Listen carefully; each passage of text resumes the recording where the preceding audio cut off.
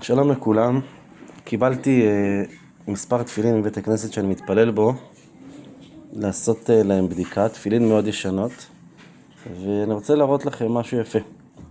אפשר לראות כל מיני תפילין, מה שנקרא מהדור הקודם של הסבים והסבים שלנו. אפשר לראות תפילין של חב"ד גדולות, בפנים ממש כבר מעלות עובש. לכאורה מה צריך לעשות בדיקה לתפילין כאלה? ישר אפשר לומר לגנוז אותם. אני רוצה לראות לכם משהו יפה. כשאני קיבלתי את התפילין, אמרתי נפתח קודם כל, נוציא מכל תפילין קלף אחד ונראה בכלל אם יש מה לבדוק. אז למשל מהתפילין האלו, רואים שזה בהמה דקה, אפשר לראות בפנים שזה לא יחידה אחת, יש פה החריצים, הבתים, זה מיחידה אחרת. היום הבהמה גסה, זה הכל מיחידה אחת של אור. אז למשל מהתפילין האלו הוצאתי את הקלף הזה, שזה קלף שכשהיום סופר רואה, ישר אין לו בכלל מה לבדוק.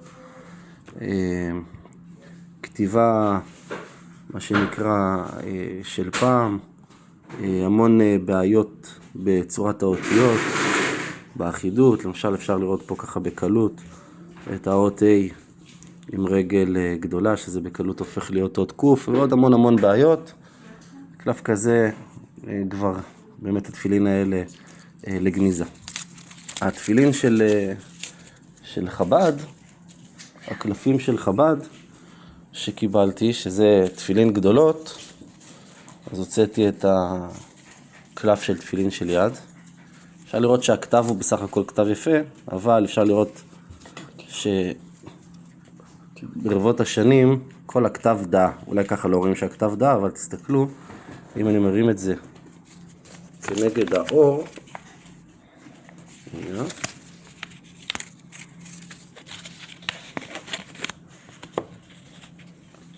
זה ממש ניתן לראות שהכתב דהוי, הפך להיות שקוף, כתב ממש שקוף. ואנחנו יודעים שהכתב הלכה למשה מסיני,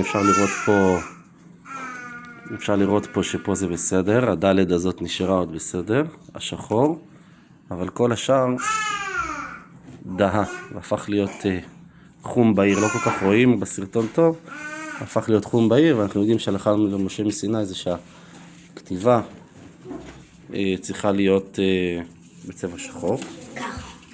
אבל ההפתעה שחיכתה לי זה מאחד התפילין שהוצאתי. אני פותח את הקלף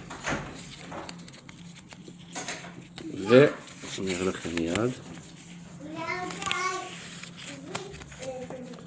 ואפשר לראות פשוט כתיבה מהודרת ויפה. תפילין כל כך ישנות, ממש הכל נשמר כאילו נכתב אתמול, כתיבה מודרת ויפה. ואפשר למצוא פה מאחורה כשכותבים תפילין, כיוון שהכתיבה צריכה להיות כסדרן, אז הסופרים כותבים את התאריך שהם כתבו. אז אפשר לראות שהתפילין האלה נכתבו בקו בכסלו תשנ"א בשנת 1990, לפני 35 שנים, ופשוט הקלף הזה כאילו נכתב אתמול. כתיבה יפה, מהודרת וממש יפה.